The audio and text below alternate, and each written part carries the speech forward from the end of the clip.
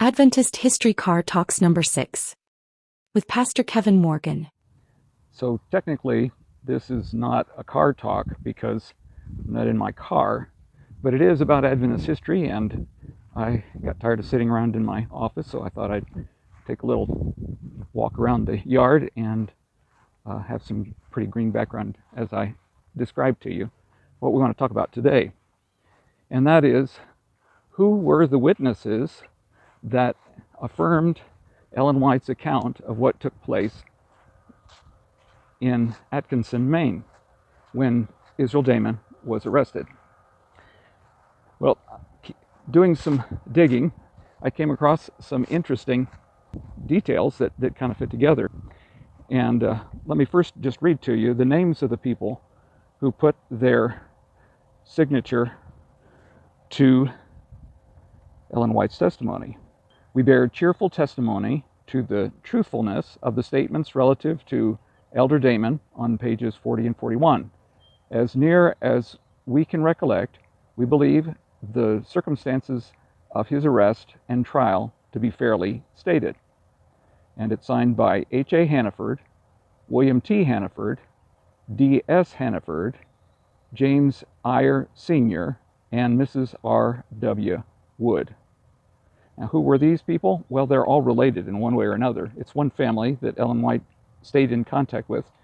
In fact, we know that William T. Hannaford was the agent who received an advanced copy of Spiritual Gifts Volume 2, which was Ellen White's first fuller autobiography. She had written just a little bit in her first book that gives a little bit of a background to her visions, but this account in Spiritual Gifts gives much fuller account of her life up to that point in 1860 when the book was published. There's a manuscript that went behind the book, but not all in the manuscript ended up being published in the book. But when the book was finalized, an advanced copy was sent out to several people, and a number of these are the people that are listed in the back of the book who verified that the story was either correct or not exactly correct. For example, the one right after this one is from some folks in Topsham, and they said that Sister Frances Howland is correctly stated, but except the one who baptized her. It was not James White as thought. So they're not afraid to correct details if they thought that they were not correct. But these folks gave their testimony that this was the correct story. Now, so we're just going to answer who they are, and then we'll look at how that applies to the testimony that they bear.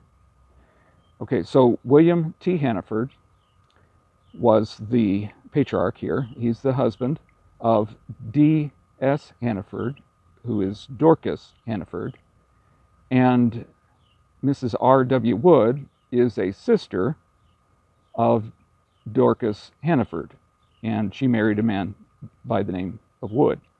So that's how her name changed. The lady's father is James Eyre Sr., and H.A. Hannaford is the daughter of William and Dorcas. So that gives us all those folks together, and we can trace them down to different censuses. In the 1850 census, we find that Hannafords and Woods lived in the same town, Orrington, but by 1860, James Eyre Sr. was living with his daughter and son-in-law in Brewer, which is only about 6 miles away. And what's interesting in 1860, as I was looking this up, I ran across a name that was an interest to me because I had seen it before. It was a man by the name of Thomas Smith, and it listed as his profession Adventist minister. I thought, what do I know about this fellow? And so I searched on my drive to see if I had any files with his name. That sometimes when I run across an obituary or a news article or something, I'll tuck away something about the person, and their name will be listed in the file name. Well, I found that this was indeed a pastor, and he had also been arrested and spent time in the workhouse in 1845 for his Adventist beliefs. That was kind of interesting.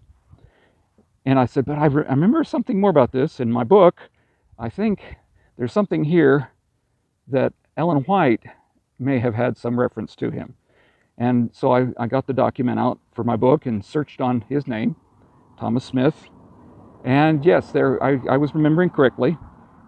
I had put him in a footnote as a possible identification for a brother S that's not listed in spiritual gifts, but it's listed in the manuscript for Spiritual Gifts, Volume 2. And Ellen White had a very complimentary entry in that manuscript about him. It said we stopped with by the family of Brother S. And when I do a little more digging, I discovered that there is an Adventist chapel in Orrington, which Thomas Smith pastored. And so here we know that he's an Adventist. He was a pastor. He paid a price for his beliefs for a period of time in the workhouse. I'm not quite sure why they expected a pastor to be involved in some other profession, but anyway, he spent time in the workhouse, and they received Ellen with warmth, and she describes a very pleasant visit with them. There is also another possible note that I ran across, and that is that in his 16th year, because he lived in a port city at the time, he was registered, and it gave his height and his hair color, that he was just 5 feet tall. So quite an interesting little fellow, if that indeed was him, and stood up for his beliefs and was linked here, living right near the witnesses to the trial of Dammon. Okay, now let's shift gears a little bit and think a little bit about the witness here, because in 1933, a former Adventist was collecting testimonies against Ellen White and contacted Mrs. R.W. Wood and got a testimony from her that contradicts Ellen White's story. And she says at that time that she did not give her name to be put on this testimonial, and that she didn't hear about it for years. So which is the case? Well, it's possible that William assumed that everybody saw things as he saw them. In fact, he may be their inside source for what took place in the trial, because James and Ellen apparently did not go to the courthouse. So he may be the inside source, and of course he would agree with himself as he gave that information. She doesn't claim to have been the one that gave that information in her account. It was just a follow-up for what took place after the arrest. But it may be that William assumed that she agreed with him and put her name down in addition to the other family members. Or it may be that in the passage of time, since the statement was some 20 years later that she was testifying otherwise, that she may have not really paid much attention to it and had just not remembered it. I know that's happened to me on occasion. Somebody told me about something, and I said, well, frankly, I don't remember that event. You know, things stand out differently to different people.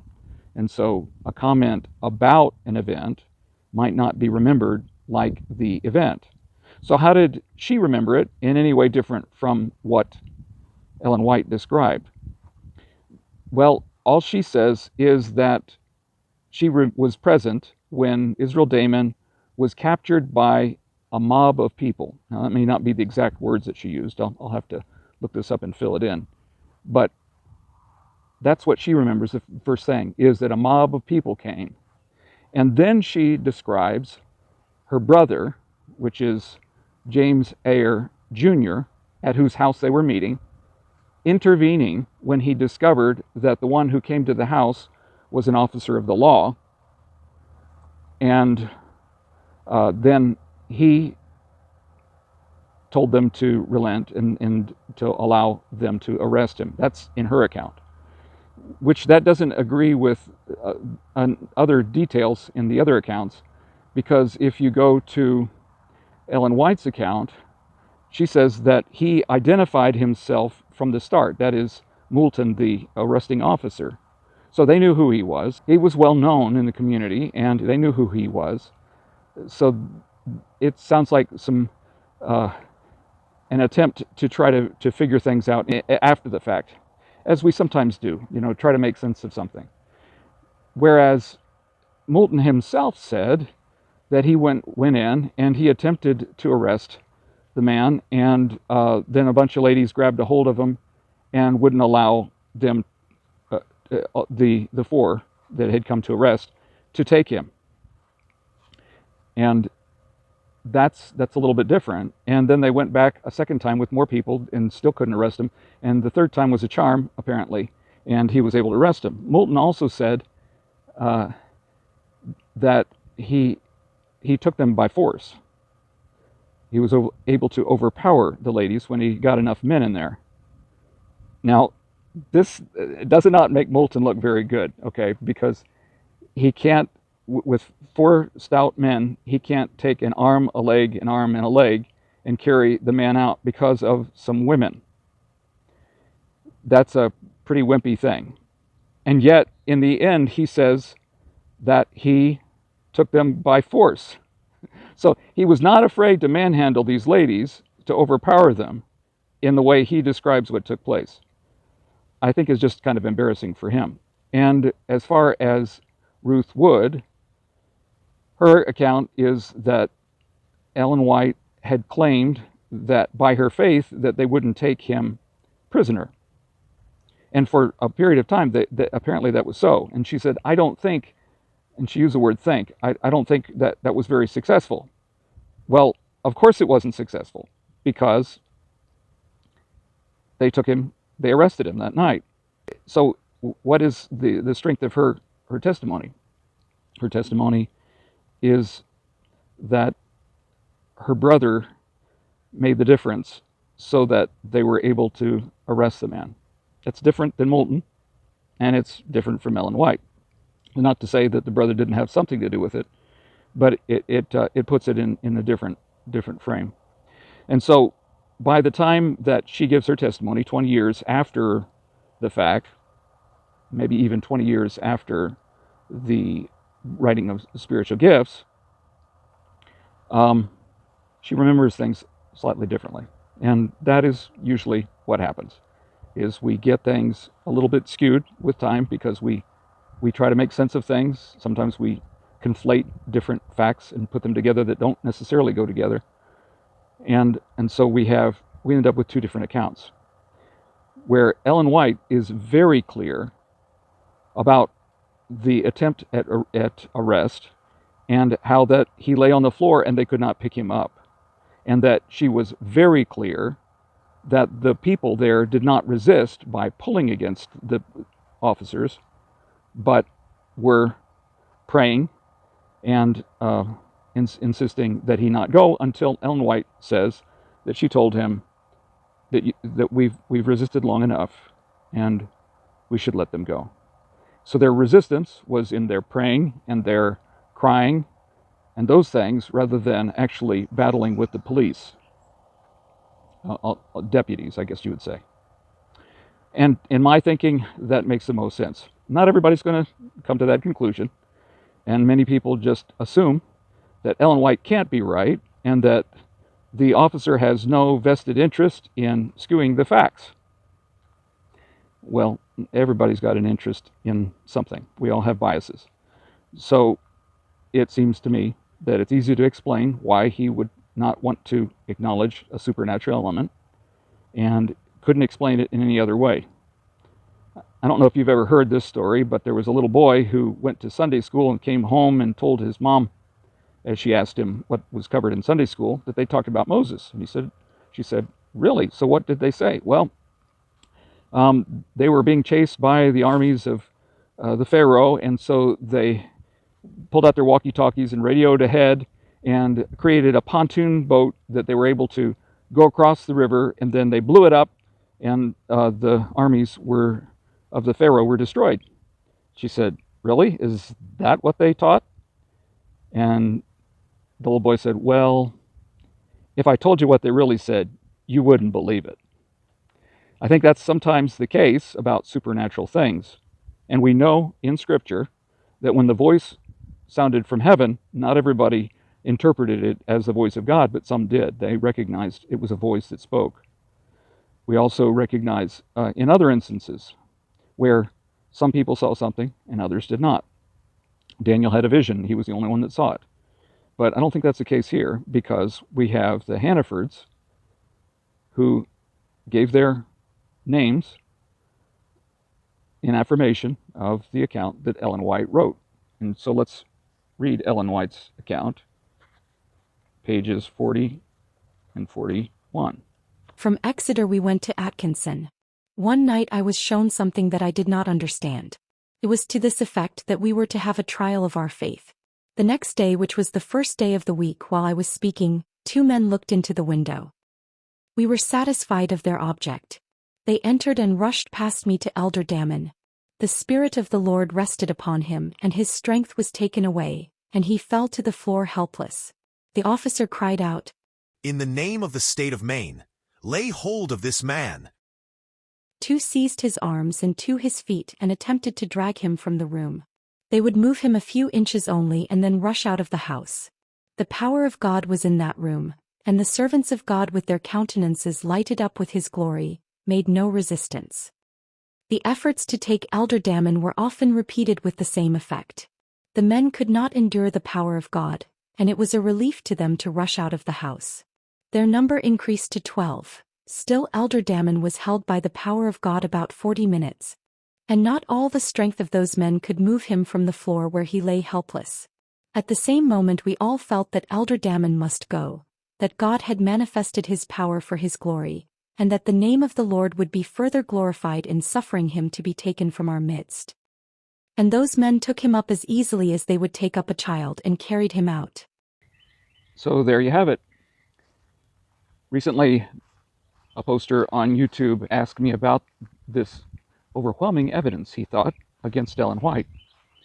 And I reviewed the material that I just gave you, showing that there were 5 that were listed, although maybe 1 was doubtful, but there were 4 who corroborated Ellen White's account, and there is only 1 or 2 that are against her account. She gives specificity about how that the arrest took place that is very clear. Some of it corresponds to what Moulton, the arresting officer, said, and that is that he sent for reinforcements several times. The difference between those 2 accounts, though, is simply that he claims that they resisted, and she is adamant that they did not.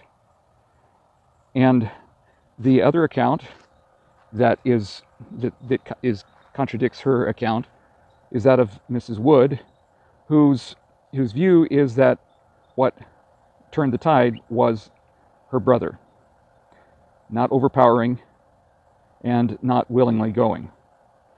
In fact, it almost seems more like it's the willingly going rather than the overpowering, because Wood agrees with that, agrees that he finally left when there was reason to just quit resisting. So Wood actually supports indirectly Ellen White's testimony, and the only one who's the outlier is the arresting officer. And there is no cross-examination in the trial, so we are left to see that there is strong evidence to concur with Ellen White, and to realize that there was something unique that went on that night. He may not have wanted to admit it, but they could not take that man out of that building, even with about 12 different people. I think it did show what Ellen White said it did. And in the end, we have the testimony of the defense lawyer and the story that tells how that he defended Israel Dammon on the basis of religious liberty. This was a group of people that were squelching the freedoms of this group, not because they were making such a big noise, because they were a long ways away from any other house. And not because Israel Dammon was a burden to their public funding, because he wasn't. He was dependent upon other Adventists, and he said in the trial, if the Lord still delays, we should all go back to work. So their case was weak, and eventually he was liberated. These early Adventists paid a lot for their beliefs, and to this day we owe them a debt of gratitude for standing up for what they believed in. Well, that's it for today. Thanks for joining me. Until next time, God bless.